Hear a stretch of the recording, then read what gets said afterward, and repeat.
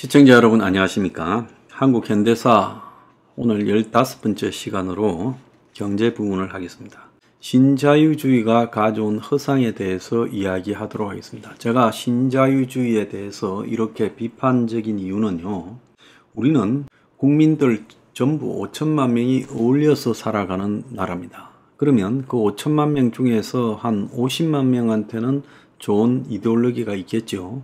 그런데 4,500만 명에게 그것이 좋지 못한 방향으로 작용된다면 어떻게 해야 되겠습니까? 전체적으로 평균을 내어서 50만 명이 벌은 부분을 4,500만 명을 먹여 살린다? 아니면 그 이익을 나눠준다? 이런다면야 누구에게 유리한 게 누구에게 불리할 수는 없고 똑같이 그 수혜를 누리는 게 되겠죠. 그런데 항상 이런 정책, 즉 국가가 지금까지 해온 정책에서 방향턴을 할 때 많은 미사여구를 통해서 이것이 모두에게 도움이 된다. 그렇게 말을 합니다. 보수의 논리 중에서 가장 허황된 논리, 더 이상 통하지 않는 논리, 그것이 이제 낙수 효과지요. 위에서 잘 살면 결국 잘 사는 사람들이 돈을 많이 쓰고 그러면 못 사는 사람들한테도 떨어지는 게 있다. 즉 찌끄레기가 얻어먹을 게 있다. 그렇게 말을 하죠. 그것이 낙수 효과라고 합니다. 그런데 이 낙수 효과라는 말이요. 과거 경제가 지속적으로 성장하는 국면에서는 결국 처음에는 못 사는 사람들의 이 저임, 착취, 장시간 노동, 노동법의 미적용 이런 것들이 국가가 성장하는 과정에서 필연적으로 나타날 수밖에 없는 문제들이지만 결국 이 문제들 속에서도 밑에 못 사는 사람들도 자신의 삶이 개선되고 수익이 좋아지면서 모두가 잘 사는 쪽으로 가게 된다면 그런 부작용이 있다 하더라도 감수할 필요가 있는 거 아니겠느냐 이런 논리가 적용이 됐죠.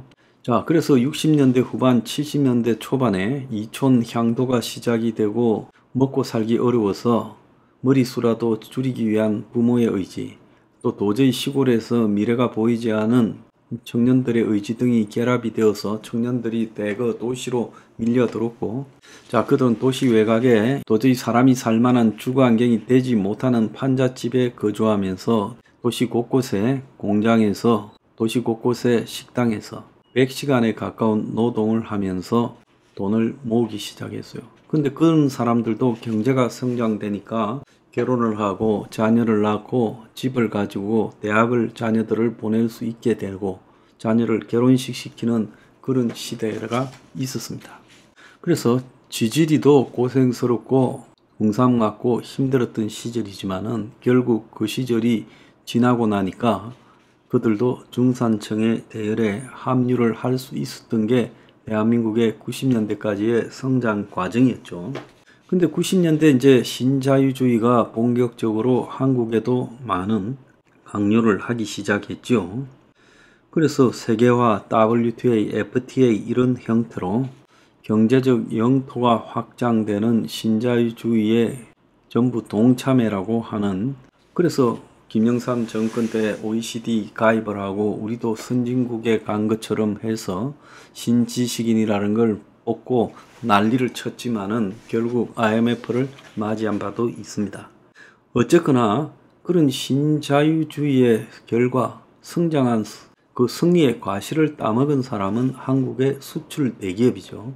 그 이전에 한국의 삼성, LG, SK, 하나 이런 기업들의 형태와 신자유주의적인 시장 개방 이후에 삼성, LG, SK, 하나 등의 이 기업의 규모는 말할 수 없이 커졌습니다. 그전에는 골목 대장이었다면 이제 세계 멤버가 됐지요.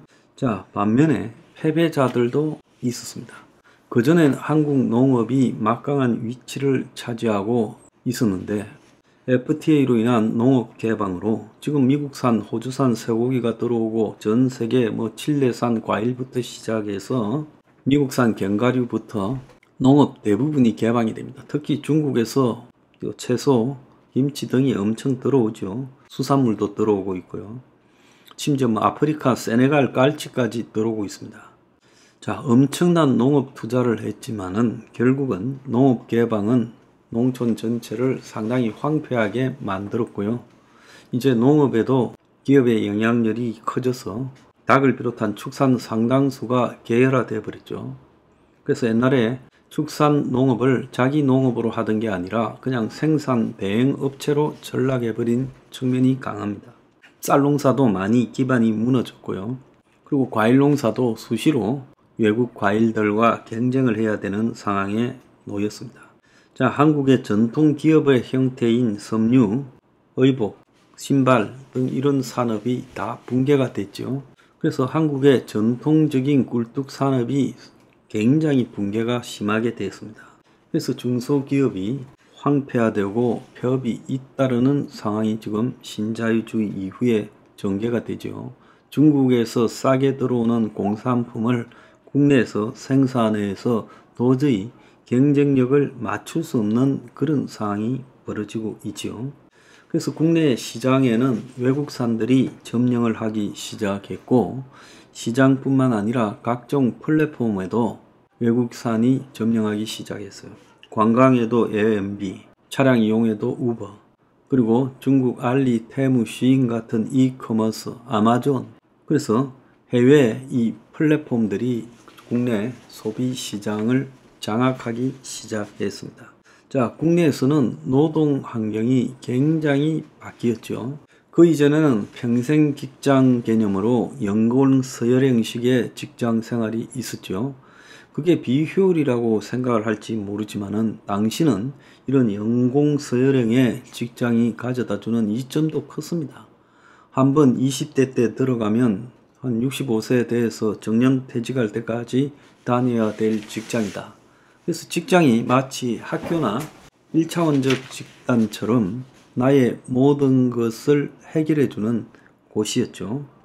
그런데 이런 평생 직장 개념이 무너지고 노동유연화, 파견근로, 노동의 외주화 이런 것들이 이제 지속되기 시작하면서 한국의 대부분의 국민들이 자영업하지 않으면 월급장인데 그 월급장이 인생에서 금이 가기 시작했습니다. 안전하지도 않고 지속되지도 않으면서 그야말로 이 소외된 노동으로 내몰려가는 그런 계기가 이 신자유주의 개방 이후에 한국에도 밀어 닥친 겁니다. 심지어 대기업 같은 경우에도 정규직 직원을 수시로 구조 조정을 하고 있죠. 하물며 중소기업이나 나머지 직장은 어떻겠습니까? 또 한편으로 한국 경제가 언제부터 신자유주의에 데미지를 입기 시작했냐? 한국 경제가 저성장하기 시작한 것이 한국 경제가 완전히 개방된 직후부터 한국 경제의 저성장이 시작됐다는 겁니다. 그래서 이 신자유주의로